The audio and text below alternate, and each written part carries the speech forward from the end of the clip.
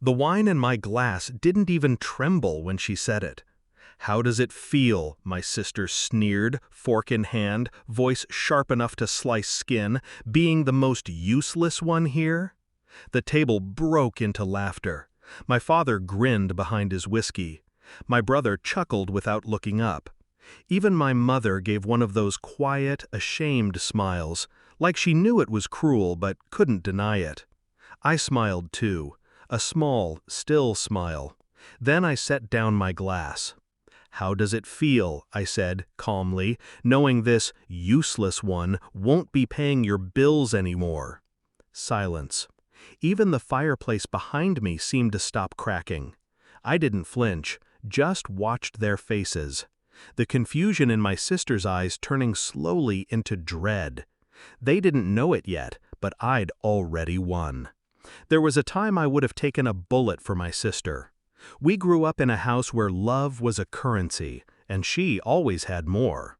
She was the pretty one, the loud one, the one who could shatter a room with a single laugh. I was quieter, slower. I listened more than I spoke. And when she got into debt, bad debt, I paid, quietly. When our father's business failed and our mother's health did too, it was me who kept the lights on. They didn't ask where the money came from.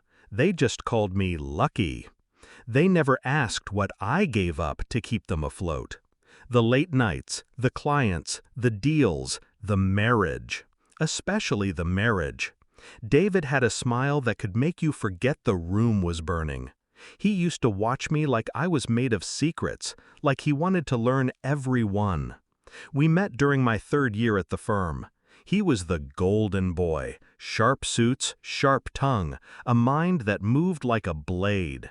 He said he loved how quiet I was, how I noticed everything. He forgot that part when he started sleeping with my sister. I noticed the change before I saw the proof. David, distracted, coming home late, the way his phone lived in his hand like a secret.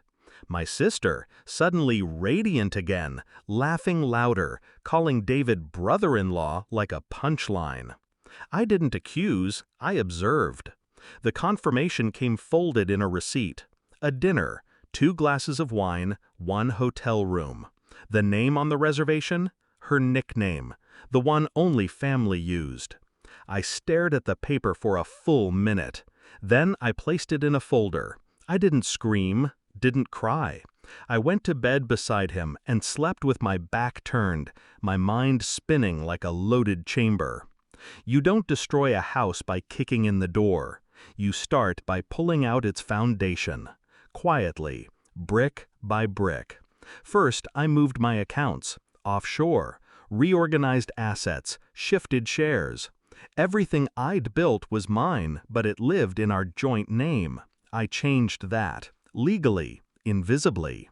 Next, I withdrew my support from the family. No more rent for my brother, no more private nurse for mother, no more loan payments on my sister's car. Slowly, silently, let them feel the cracks without seeing where they came from.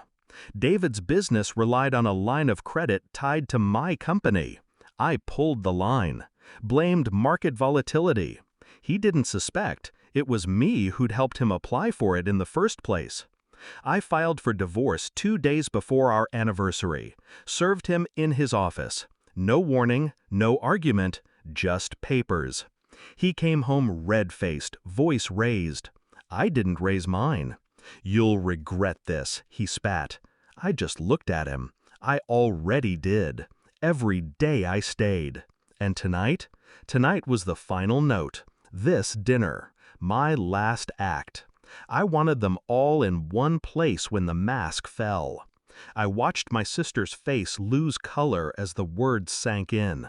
"No more bills?" she said, voice shaking. "What does that mean?" "It means," I said, standing slowly, "the car? Repossessed tomorrow. Your lease? Ending next week. The tuition payments for your kid? Unpaid. You'll get the notice soon." I turned to my father. "That startup I've been funding for you? I pulled the plug. It's done." He stared, mouth open. My brother blinked. Wait, what the hell is going on? You built a life on me, I said, and then mocked me for carrying it. I slid a folder across the table. Documents, records, photos. My sister's face on hotel surveillance. David's name on the receipts. I kept your secrets, I said, looking at her, but I won't finance them anymore. They yelled, pleaded. My sister swore it was just once. David texted, called, left voicemails full of broken apologies. I listened to none of it. I slept better than I had in years. Power doesn't always roar. Sometimes it whispers. Sometimes it walks out of the fire without a scratch, leaving the guilty to burn. They thought I was quiet because I was weak, but I was quiet because I was planning. And now they finally understand. The most dangerous one in the room is the one who smiles and says nothing.